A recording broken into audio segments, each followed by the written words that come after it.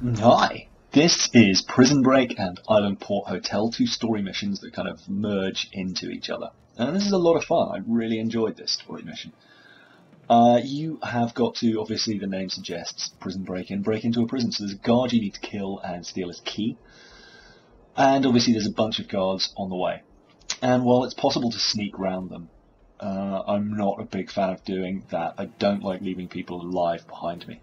I've also got a coffee. It's early Sunday morning, so if I pause occasionally to take a sip, I'm sorry. Anyway, disable the alarm. Coffee's good. Disable the alarm.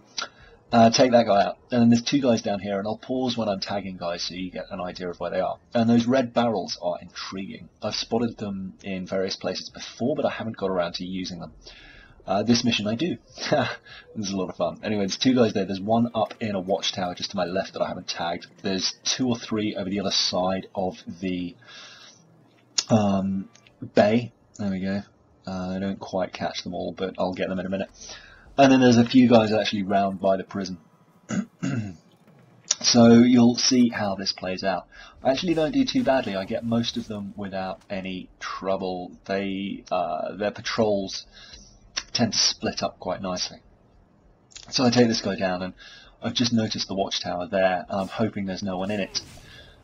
But I'm dragging this body back just in case there is, and so check on the watchtower there to make sure that no one's popping out and shooting me. And I also spend a lot of time looting. I've bought some of the loot maps for this area. Actually, I don't know if I've got the loot map yet. But I'm sort of running around whenever I see a little loot icon on the mini-map. I'll go pick it up, but I'll speed that up for you. Anyway, there's another guy over there on the beach, there. And also, yeah, there's the guy up there. But he goes down to a headshot pretty easily. I really can't be bothered to crawl up there and take him down just for an extra 20 XP. There's a couple of relics on here. There's Shark Relic 22, I think. Which I get, but there's another relic which I didn't get, and there's a snake, so watch out for him in that house. They hurt. And this guy, so the guards are all pretty isolated. I tried to drag him back into the house, but because you can't look behind you, which is incredibly frustrating when you're dragging people, I end up just putting him in plain view of the guys on the other side of the bay. But he's plenty far away, so they don't notice him. They probably think he's having a lovely nap. Anyway, there's some guys around here. Watch out for that guy coming down there. But I managed to take this guy relatively easily. Is there a guy up there that I missed? No. Okay. Because I go round to then get this loot, obviously, and go around to take the other guy out. And it turns out he's got a friend.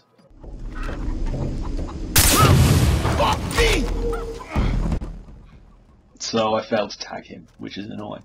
But anyway, so back to relics. There's a couple of relics once you actually get into the prison proper that pop up. And I got one of them, but I didn't get the other. And it's funny, because when I was leaving, all I could think was, oh God, am I going to have to come all the way back with this relic? It's terrifying how addicted I am to picking up collectibles. Anyway, this guy, not too much of a problem, although I missed him. And then these guys, this is where I use the barrel. So they're running around, those two from the other side of the bay, and it's like, hello, you all coming right past that? Kabloom! 60 experience, multi-kill, multi-pass. And then I get a log entry about a chicken, and, you know, why not? Chicken is chicken. You'd have to be from some backwater like Canada not to know what chicken is. Anyway, but apparently chicken is un-American. Real Americans eat Kobe beef. The irony being Kobe beef's Japanese, but anyway. Heading in here, there's just one guy kind of nosing around. So I chuck a rock over there to distract him. I often forget about the rocks. I should use them more, but I guess, you know, it worked out.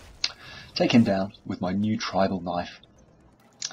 And then I go and loot. That's where I'm going next, but I can't get in because I need the key. So I go and loot the dude who's glowing red. He's kind of impossible to miss, and he's got a marker on the map. And then spend about 5 minutes looting the rest of the place, so I won't let you watch that. But when you come back here, there's a whole bunch of guys around, and I sort of ran in not expecting them to be there. Well, not, you know, because I just emptied it out, right? So I got into a bit of a firefight, and then picked up the shotgun by accident. Don't want the shotgun, want my suppressed SMG. Anyway, then it is a question of just looting, obviously. And up here there's 3 guys poking around down there, and I try to cook the grenade, but I haven't got the timing for that. And I need to get a better grenade pouch so that I can afford to waste them and play with them. Because right now I chuck one and that's basically half my grenade supply gone. But I can't remember what I need to build that. I think I need to go and swim and find some sharks and punch them in the nose to get their skin. I assume that's what you got to do. I don't imagine I can fire a gun underwater. Maybe there's a quick time event with a knife. We'll see. Anyway, around here, and I've turned up the brightness, so that's why the mini-map's washed out. But I'll turn it down again in a second to show you where the relic is. It's basically on the way in. You'll see it. It'll automatically appear on your mini-map even if you don't have it. But when you're through here and you're watching the video of Diana, Penny, I don't know, one of them. I pay such little attention to their names, but when you're doing that, turn around and just buy this kind of barrel on the way in before you get to that room. It's Shark Relic 22, I think. And I'm leveling up as well. At this point, I haven't got many skills. I need to continue the story much further because basically I've got everything. Then you enter a really interesting cutscene with Vars. And I like this guy. He's kind of genius. I'll put the cutscene up as a video response if you want to watch it, but if you don't want spoilers, I won't include it now. Because if you're playing this through, I think it's really important that you see it for yourself in all its glorious part of the story. Then up here and there's a fire escape, and I mess it up pretty badly the first time. I'm like, that must be the only way to go. No, it's not. That's straight into fire of death. So you go up here, turn around, take either of these stairs, then take a right and a left. Don't go that way. And you can go around here because that pipe's blown open. And then here you have to shoot the pipe. You actually shoot the valve, the flashing valve. And you'll have to do that again, but without a prompt next time. And then carry on through here, up the stairs, and then turn around and it's over some planks here. And if you smash that, if you get caught on fire, you can put it out. But I would highly recommend crafting a bunch of syringes just before you enter this section, because you're going to need them. It's easy to get caught on fire and suddenly die. Anyway, there's another pipe to shoot that will eventually go out. You've also got plenty of time. Like, I faff and I'm looking around and I don't really know where I'm going because this is my first attempt, apart from the one where I died right at the beginning. And I still finish it with like a minute to spare, so you can take your time and not worry too much. There's a climb there somewhere that confused me there. That took me a little while to spot, but basically once you're up there you come here and you get the cutscene. And Penny Daisy is freaking out, understandably, right, because she's not a badass with tattoos like you. And it's kind of, I like the close-ups, this bit's awesome. Try! Oh my god, Damn it, it won't start!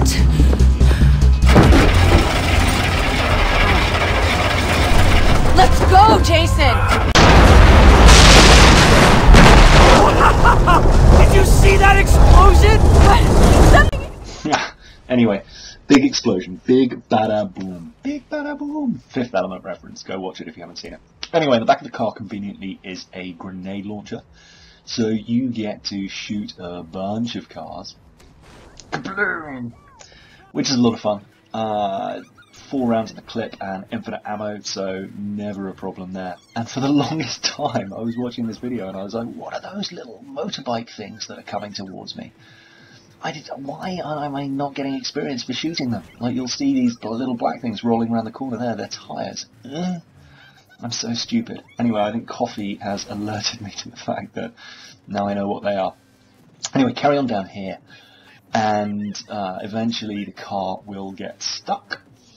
And of course it gets stuck, and I somehow managed to miss once I've got a stationary target instead of a moving one. But that's the last guy in a car. Then you have to jump into the front, and you've got fun with a pistol. And I'm rubbish with pistols, especially pistols without sights. I'm basically rubbish with anything that's got an iron sight. That's where my problems lie. So you can see I kind of miss everyone. But eventually you get clear and pull away, and then there's a little cutscene where Penny Daisy says, oh, I was freaking out, Jason. It's all a bit much. But, I don't know, the graphics are cool. And it's still a beautiful island.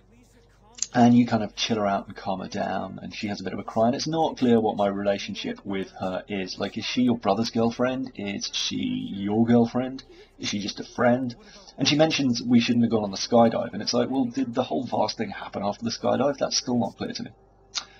Maybe they landed in his camp. That would explain it. Anyway, that is the end of the two-part mission.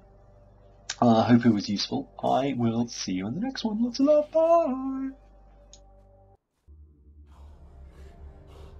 Daisy told me she's in a cave.